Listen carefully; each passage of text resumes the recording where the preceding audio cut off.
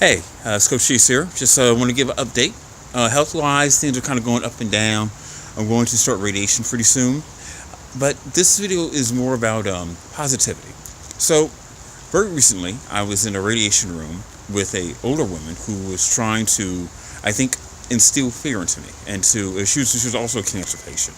Asking me a number of different questions and talking very negatively about the consequences of taking radiation. She herself has to take it as well, but she was very much a worrywart about that. And just I don't want to talk stuff about the people I've met recently, but I've noticed something is that people don't actually like positivity in reality.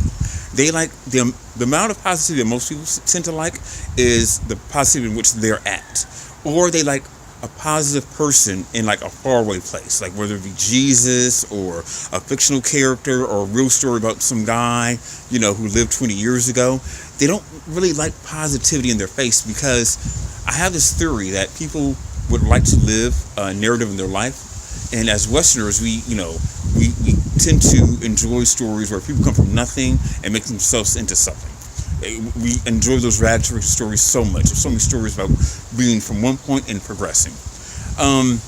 There's a little bit of a problem with that. Is that when you're presented with someone who's a little more positive than yourself, who started off a little bit further back or a lot further back than you, it can be intimidating, I feel, or it can break the narrative in your mind.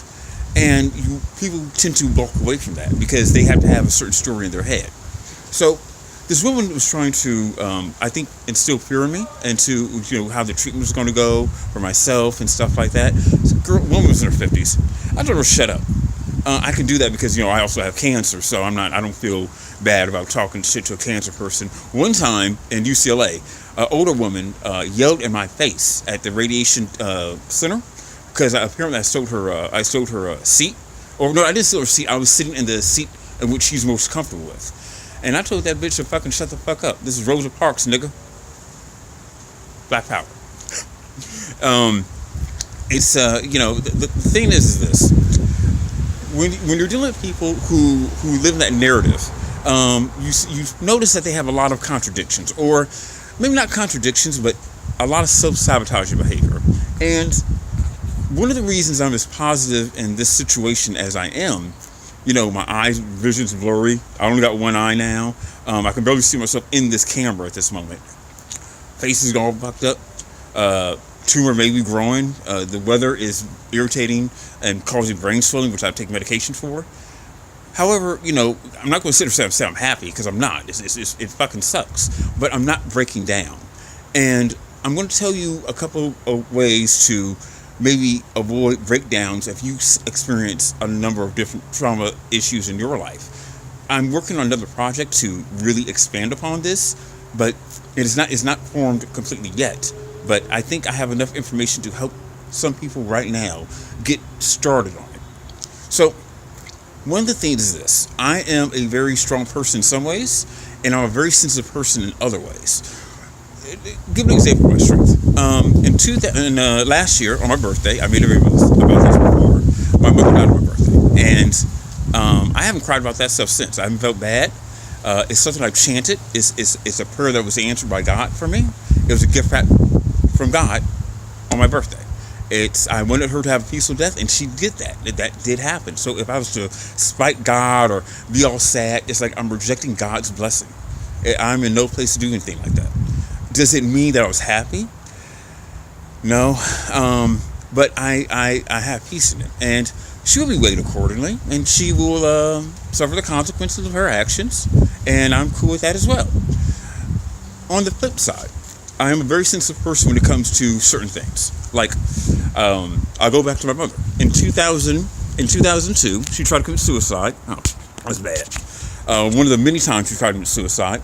The night before, I had to retake an English class to graduate from El Camino. So I'm an English teacher overseas for many years, and my grammar is terrible. I had to repeat this English class at my junior college of El Camino in Torrance. And it was a situation in the summer where if you missed the first day of class, you're out of the class. So I didn't have a car. I had to take the bus, and the class was at 8 o'clock. So that means I gotta be up at like 6, get out by 6:30, get there at 8. 4 o'clock in the morning, I get a knock on my door from my aunt, my other aunt on my dad's side, saying that my mom is in the hospital and she may die. It didn't affect me. It irritated me to have to wake up earlier to deal with that shit, but it did not stop me from what I was doing. It did affect me. I was very irritated and very sad, but I just moved on. In 2001, September 11th, with the night when the planes crashed into the buildings, I bought the Jay-Z album.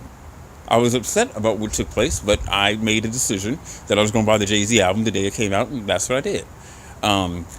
It affected me a little bit, but not too much.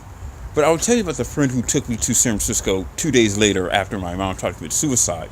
A very close friend of mine. Him and his family are very responsible for me graduating college. Without their help, I would have never been able to go to El Camino and graduate in a certain amount of time, and thus Cal Poly Pomona. And this friend of mine used to drive me home from Torrance to Carson, which was very far away, a very long bus ride. I used to they would feed me dinner. I would do laundry at their house, and this is what I'm getting at. So in 2002, sometimes early 2002, I was doing laundry at their house, and I saw a $10 bill in the dryer, and I was very poor, very broke, and I took that $10. And my payday was like 8-9 days away. I'm broke, and I took it, and it's one of the most shameful moments of my life. I cried about doing that not only a couple of days later, but I cried about that situation very recently. I cried about that situation in multiple countries. It's not all the time, but it's just something like, man, like think, Jesus, I would do something like that. When you go poor like I did, eating, I'm not gonna say we didn't eat dinner. We would have I would sometimes eat rice and ketchup or like corn pops for dinner. When you go poor like that, you know not to steal from people, because it's a situation where you're not just taking the material thing, you're disrespecting the person. I've seen my parents get their ass beat. I've seen my parents beat the shit out of people for doing that. I never got my ass beat because I was a kid and I was the only kid in that circle. So, but I learned very quickly not to take things from people. And, the thing is it's like Superman, right? It's like Superman doesn't get hit by bullets. You can't really punch him. But there's like this green rock that only hurts him. It hurts him, but you may not be able to relate to that. And, when I stole from my friend, it's one of those shameful moments of my life. I couldn't wait to go back to his house and do laundry again to throw that $10 back in there. I don't think I ever told him that, but it's something that always weighed on me. When I hear about friends smiting other friends financially, I wonder, how the fuck can you do that to somebody? But they, to them, it's about the material. It's not about the respect. And for me, it's about the respect. So, in going more about trying to help others and stuff like that and find peace and tranquility, we live in a world where there's a ton of information, whether it be about psychology, medical, spirituality, just all out there. But because of so much information, there's a low barrier of knowledge being drawn from this. And, when you are in place of a lot of trauma, a lot of drama in your life, whether it be, physical or psychological, it's very easy to get caught in the situation where, you listen to audiobooks, you listen to podcasts about, letting go or getting over certain things. But if you're not testing yourself, it's not going to go anywhere for you once things hit the fan. Case in point, 2010, I was in Vietnam. I was trying to open my own school, and there was a situation that I lost all my money. I got to a point where I was going to murder someone, and I never thought that I could get to that point. I'm not an angry person in general when it comes to that kind of stuff, but I had a plan to murder somebody. It's a long story. He was taken care of, but I did not get my money back. And, in 2009, and I'm kind of contradicting myself, I did listen to someone say on YouTube to, test yourself. Would you cheat on someone? Would you rape a girl? Would you kill somebody? Would you steal from somebody?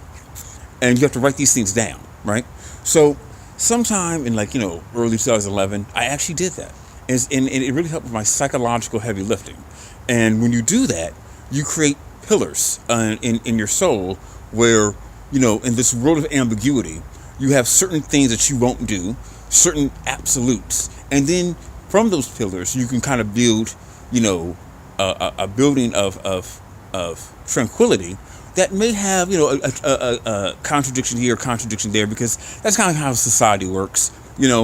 It's it's if you don't do your psychological heavy lifting, and you just listen to people talk about their problems and how they got over it. Once something goes bad, you're just going to regress back to wherever you were going to do. It's not going to help you out.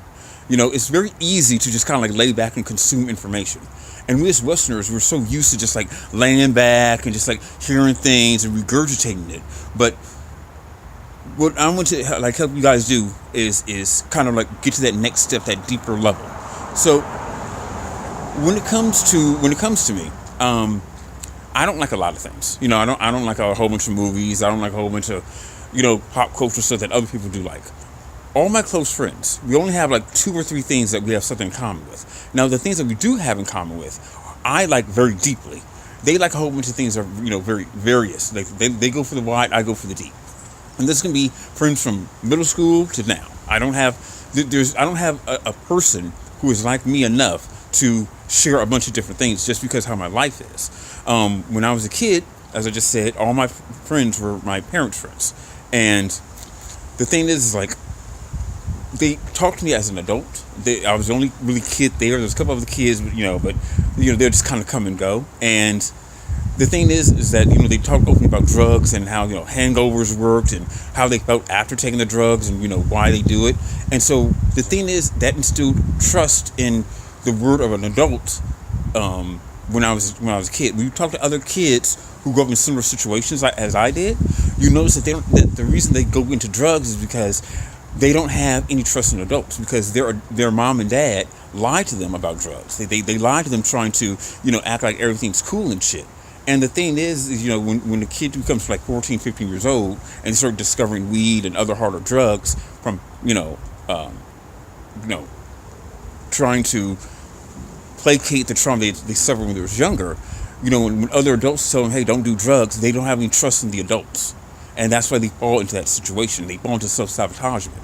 And I'm not trying to talk shit about people who I've just met recently, but I've noticed a lot of things, a lot of my friends, and a lot of people I know, they tend to kind of trip over themselves. They are not bad people. They're not stupid. They're not lazy. They just have not seen the benefits of taking some time out the day and being introspective.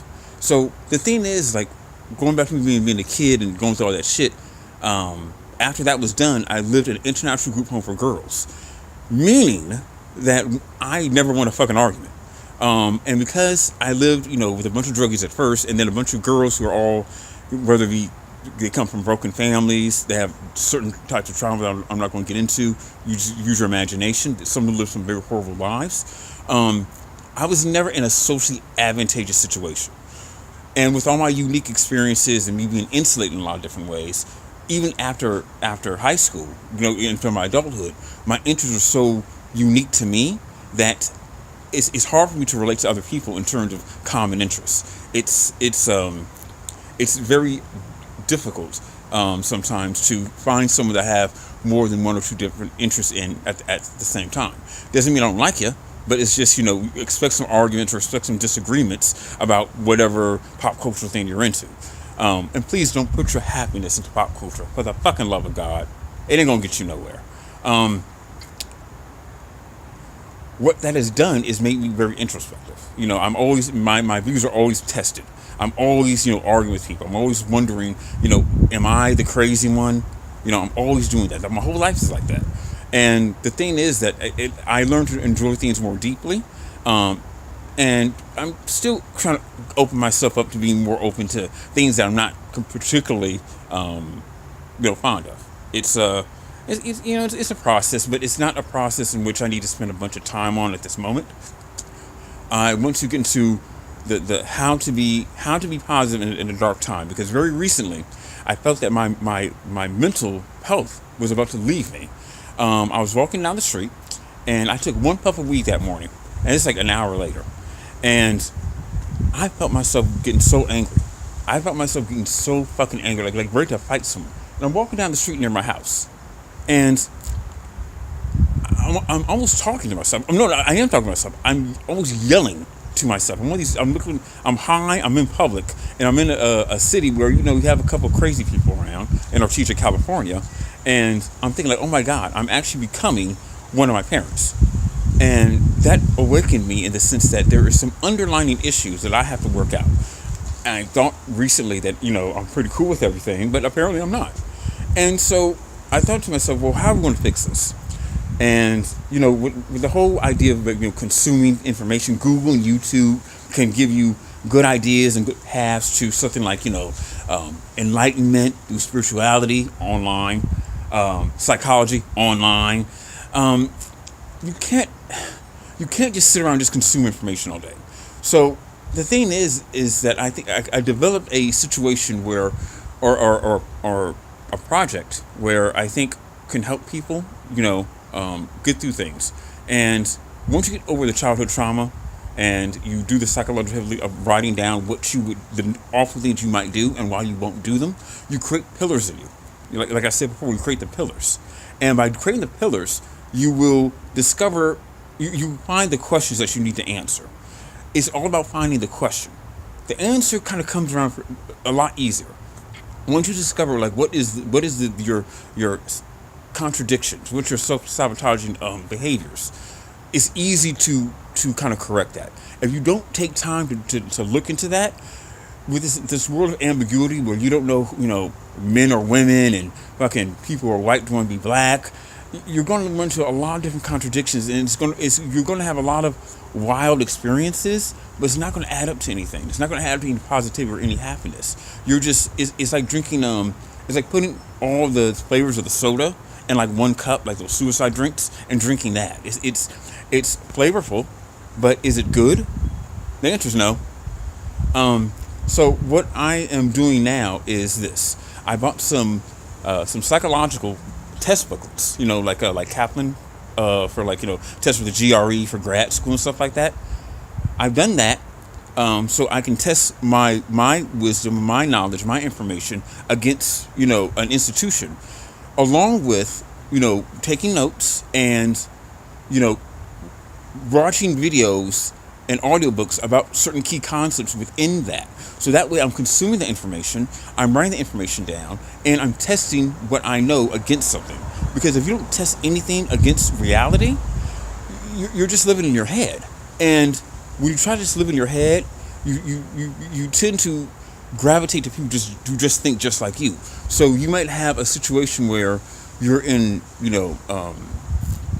where you're always right, but you're never happy. And in this world, especially like in the world of politics today, 2018, Donald Trump, SJW, warriors, and the far left. There's a lot of different people just insulating themselves and like-minded others, and you can do that.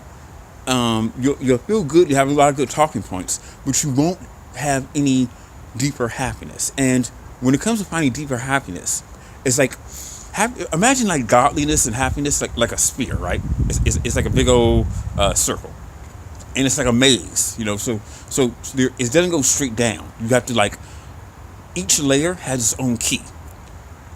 Some keys you can find and open the door real quick. Other keys can take you a couple years, and then the next key can take you 3 days. It's not like a video game where you just you put in 10 hours a day and then you're gonna level up, progressively in a straight line. Happiness don't work like that. Evolution does not work like that. So, it's something that I want to share with people because I'm going to go deeper into it in a new project I'm working on. But I think that for what I've been experiencing the past couple of weeks, I think that this information could help others. And if you're trying to improve yourself, or you're trying to discover things about yourself or become a happier person, or have more psychological fortitude under pressure, you need to do something where you're going against people who don't have the same views or have more knowledge than you, and test yourself against reality. Once you start facing more reality, you have more tranquility. Does that mean that you're going to be like, oh, I'm free like a bird from childhood trauma? Being free has its benefits. Is better than being stuck in your own mind, but it does not mean that it's not without its own pain. There are a lot of false discoveries. There are a lot of false spiritual awakenings. People think that, like, oh, you think of spirituality, they think it's everything of